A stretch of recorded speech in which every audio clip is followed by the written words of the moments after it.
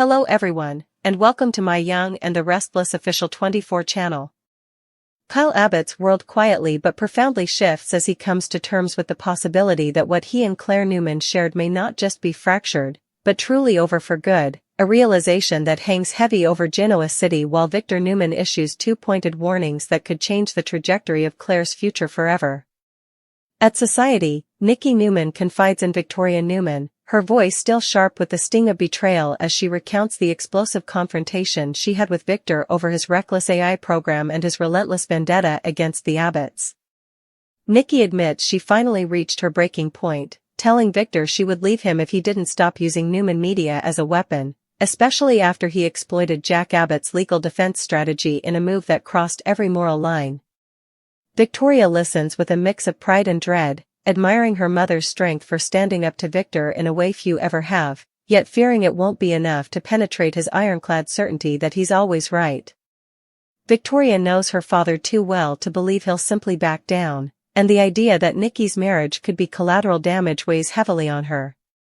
That fear becomes even more justified back at the Newman ranch, where Claire confronts Victor directly, refusing to let his AI threat or his manipulation of Newman Media slide. She challenges him on exploiting Jack's paranoia and legal vulnerability, calling out the cruelty of his tactics and demanding to know why his hatred for Jack burns so fiercely after all these years. Victor, ever defiant, dismisses Jack's downfall as self-inflicted, blaming his paranoia and history of bad decisions, but Claire won't accept that explanation. She insists Jack is a decent man, flawed but genuine, and questions why Victor refuses to see anything but an enemy. That's when Victor launches into a familiar tirade, listing Jack's past offenses with venom and ultimately branding him a manipulative son of a bitch, a label that makes Claire visibly recoil.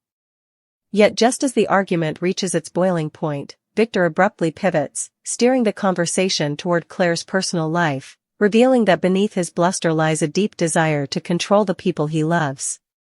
He warns Claire that she won't find the answers she's seeking with Holden Novak, painting Holden as a dubious character unworthy of her trust and urging her to slow things down before she gets hurt. Claire bristles at the intrusion, making it clear that while nothing serious is going on with Holden, it's not Victor's place to dictate who she can or can't see. Victor appears momentarily satisfied by her admission, but then delivers his second warning with chilling calm. He's glad her involvement with Kyle Abbott is over, and she should steer clear of the Abbotts entirely because something big is coming, something dangerous, and he doesn't want her caught in the crosshairs. The implication is unmistakable: Victor's war with the Abbotts is far from over, and anyone close to them is at risk. Later, Claire meets with Victoria and fills her in on the tense exchange, including Victor's warnings and his dismissive attitude toward Jack. Victoria, in turn, updates Claire on Nikki's ultimatum, and together they worry about whether Victor's marriage can survive his obsession with revenge. Across town at the Abbott mansion, Kyle wrestles with his own emotional reckoning as he shows Jack a present he bought for Claire weeks ago and recently decided to wrap, a gesture that now feels painfully uncertain. Kyle admits he doesn't know whether giving it to her would be seen as loving or manipulative, since everything he does lately seems to be filtered through the lens of his past mistakes, especially what happened with Audra. He confesses that Claire felt distant and detached during their time in Los Angeles, transformed by the lifestyle there in a way that made him question whether he still fits into her world.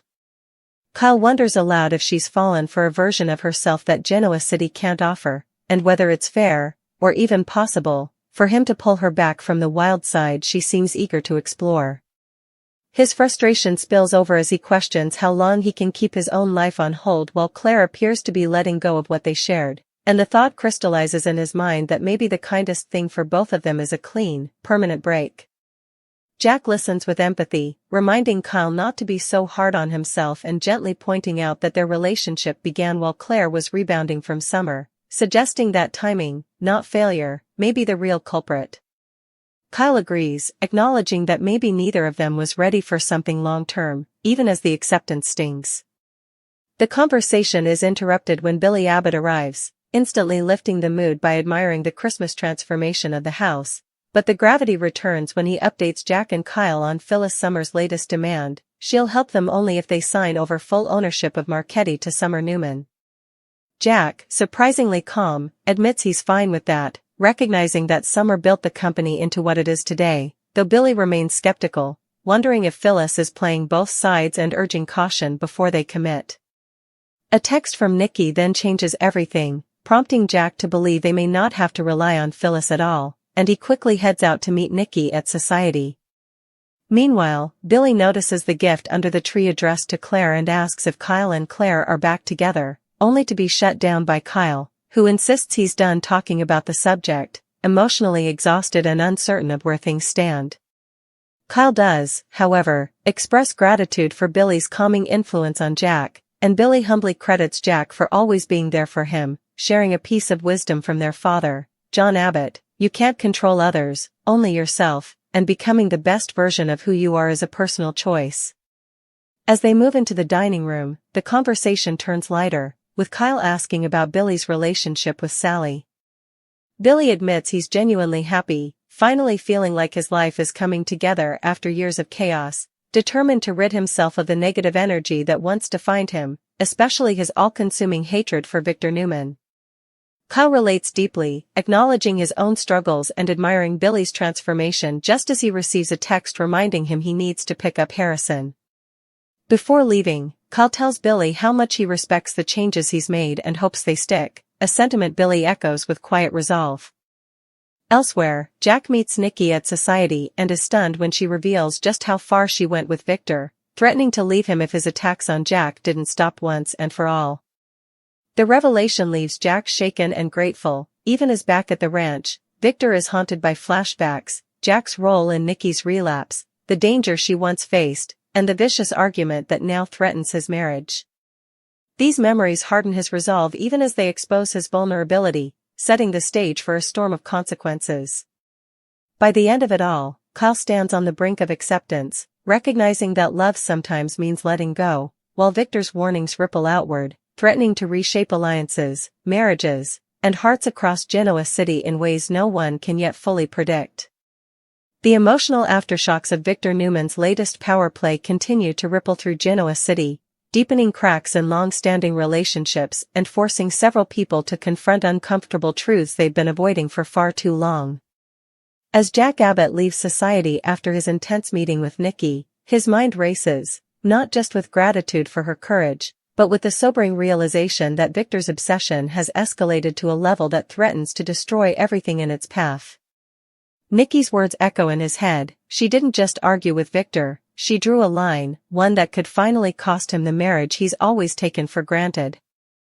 Jack knows better than anyone how rare that is. Nikki has endured decades of emotional warfare, manipulation, and fear disguised as love, and the fact that she finally said enough both humbles and terrifies him. He wonders if Victor will actually hear her this time, or if this ultimatum will only fuel his resolve to strike harder. Back at the NEWMAN ranch, Victor sits alone in his study, the weight of his own memories pressing down on him like a physical force. He replays the image of Nikki during her relapse, fragile and endangered, and Jack's presence in that chapter of her life still burns like a brand. In Victor's mind, Jack will always be tied to that pain, no matter how much time passes or how many apologies are made. Victor convinces himself that everything he does is justified, that his war against Jack is rooted in protection, not vengeance. Yet Nikki's threat has shaken him more than he'll ever admit. For the first time, the possibility of losing her doesn't feel hypothetical, it feels imminent. And still, instead of softening, Victor's instinct is to tighten his grip, to control the battlefield before it controls him. Claire, meanwhile, can't shake the unease left behind by Victor's warnings. As she leaves her meeting with Victoria, her thoughts spiral between frustration and fear. Victor didn't just caution her about Kyle and the Abbotts, he all but promised collateral damage. Claire knows that tone. She's heard it before, and it never ends well. While she resents Victor's attempt to dictate her personal life, she can't ignore the sense that something truly dangerous is coming. The idea that her past connection to Kyle could put her in harm's way gnaws at her, reopening emotional wounds she thought were beginning to heal. Despite her determination to live life on her own terms, Victor's shadow looms large, reminding her that freedom in the NEWMAN orbit is always conditional. At the Abbott mansion, the holiday lights glow warmly, but the emotional temperature remains icy. Kyle returns home after picking up Harrison, putting on a brave face for his son even as his heart feels heavier than ever. Watching Harrison laugh and chatter reminds Kyle of the future he once imagined, a stable family, a partner who shared his vision, a sense of permanence he's never truly had. That dream now feels painfully distant. Later, alone in his room, Kyle stares at the wrapped gift under the tree, its presence mocking him. What was once a symbol of hope now feels like evidence of denial. He thinks about Claire in Los Angeles, her excitement, her detachment, the way her eyes lit up at a world he couldn't offer. The realization sinks in deeper: love isn't enough if two people want different lives. And no matter how much he wishes otherwise, Kyle knows he can't ask Claire to shrink herself to fit into Genoa City, or into him. The next morning brings no clarity, only new complications. Billy Abbott meets Sally and shares pieces of the growing storm surrounding Victor, Nikki, and the Abbotts. Sally listens carefully, recognizing the familiar pattern of Victor's scorched earth tactics. She encourages Billy to stay grounded, reminding him how far he's come and how easily he could be pulled back into old habits if he lets Victor consume him again. Billy admits it's tempting. Victor has been the villain of his story for so long that letting go feels unnatural, but he's committed to choosing peace this time, even if the chaos swirls around him. That resolve will be tested sooner than he expects. At Society, Nikki sits alone with a cup of coffee gone cold, replaying her confrontation with Victor. The adrenaline has worn off, leaving fear in its wake. She knows Victor, knows his pride, his capacity for retaliation, and part of her wonders if she's finally gone too far. But another part, stronger than ever, refuses to regret it. When Jack arrives, their conversation is quiet, heavy with unspoken history. Nikki makes it clear that her stand wasn't just about Jack or the Abbotts, it was about her own survival. She's tired of living in fear of Victor's next move, tired of being expected to justify the unjustifiable. Jack listens, deeply moved, and promises that no matter what happens, she won't face it alone. The moment is tender, but it doesn't go unnoticed. From across the room, familiar eyes watch them closely. Elsewhere, Phyllis Summer smirks as she reviews messages on her phone, fully aware that her demand regarding Marchetti has thrown the Abbotts into turmoil. She insists, to herself, if no one else, that she's acting in Summer's best interests, but even Phyllis knows that control is part of the thrill. Still, the possibility that Nikki might offer an alternative rattles her. Phyllis hates being outmaneuvered, and if Victor is losing ground, she intends to exploit every crack in his armor before someone else does. Claire eventually finds herself alone, replaying Kyle's words from weeks earlier, wondering if she misjudged him, or herself. She thinks about the quiet strength Kyle always offered, the stability she once craved, and the way she pushed against it when the world opened up. For the first time, she considers that Victor's warning about the Abbotts may not just be about danger, but about regret. She doesn't want to run back to Kyle out of fear, but she also doesn't want pride to rob her of something meaningful. The problem is, she no longer knows what she truly wants. As night falls, Victor finally returns to Nikki, tension thick between them.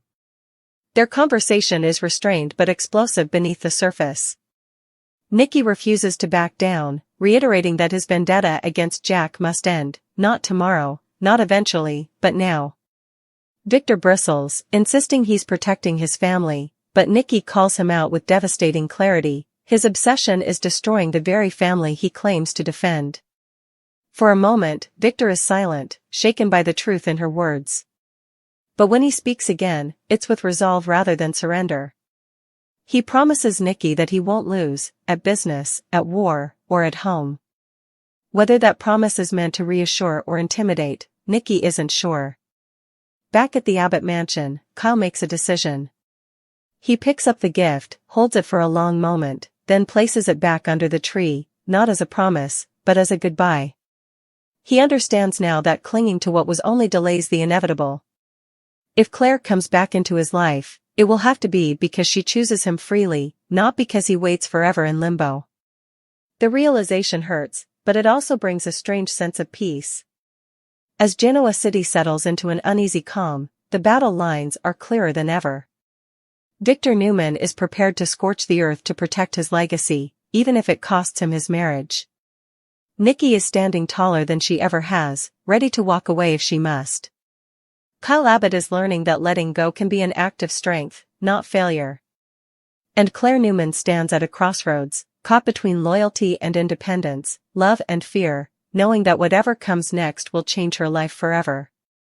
One thing is certain, the storm is far from over, and when it finally breaks, no one will emerge untouched. The fragile calm that settles over Genoa City after the latest round of confrontations feels less like peace and more like the eerie stillness before a storm, the kind that lulls everyone into a false sense of security just moments before everything shatters. As dawn breaks, Nikki NEWMAN wakes beside Victor with a knot in her chest that refuses to loosen. She studies his sleeping face, the man she has loved for decades, and wonders how it became so easy for him to justify cruelty in the name of protection. For the first time in her life, Nikki allows herself to imagine what it would mean to truly leave, not as a threat, not as leverage, but as a final act of self-preservation. The thought terrifies her, yet it also brings an unexpected sense of clarity.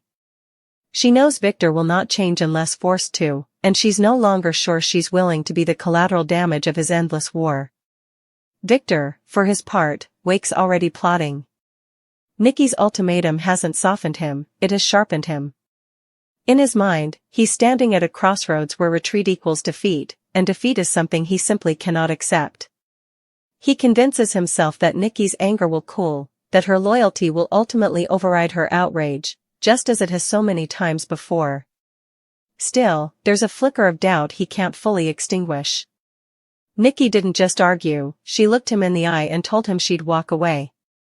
That memory gnaws at him, fueling a dangerous resolve to regain control before everything slips through his fingers. Across town, Kyle Abbott moves through his morning routine on autopilot, pouring cereal for Harrison, helping him with his coat, and smiling when he should, even though his thoughts are miles away. The decision he made the night before, to stop holding on to Claire, feels both liberating and devastating in equal measure. There's a quiet grief in letting go of a future you once believed was inevitable, and Kyle feels it in every small moment that follows. When Harrison asks innocently if Claire will come over again, Kyle's heart clenches, but he answers gently, refusing to let his own heartbreak spill into his son's world. This, more than anything, steels his resolve. Harrison deserves stability, not a father perpetually waiting for someone who may never come back. At NEWMAN Media, tension crackles through the air as word spreads that Victor's AI program is under renewed scrutiny. Employees whisper in hallways, executives exchange wary glances, and more than a few begin quietly updating their resumes. Victor strides through it all with his trademark confidence, but those who know him well sense the fury simmering just beneath the surface. He summons his inner circle and makes it clear that any weakness, any hesitation, will not be tolerated. The message is unmistakable: loyalty now will be rewarded, disloyalty will be crushed. It's the same strategy he's always used, yet this time it feels more desperate, as if he's building walls faster than the ground beneath him can support them. Claire, meanwhile, finds herself unable to focus on anything for long. Victor's warnings replay in her mind, colliding with memories of Kyle's quiet sincerity and Jack's unwavering decency. She resents being told to stay away from the Abbotts, especially when the warning is wrapped in menace rather than concern. And yet, the fear is real. Victor doesn't issue idle threats. If he says something is coming, it is. The question is whether she's willing to sacrifice her own choices to stay out of the blast zone. When she looks in the mirror, she barely recognizes the woman staring back, caught between the independence she's fought for and the family loyalty that's been drilled into her since childhood. Victoria NEWMAN watches all of this unfold with growing alarm.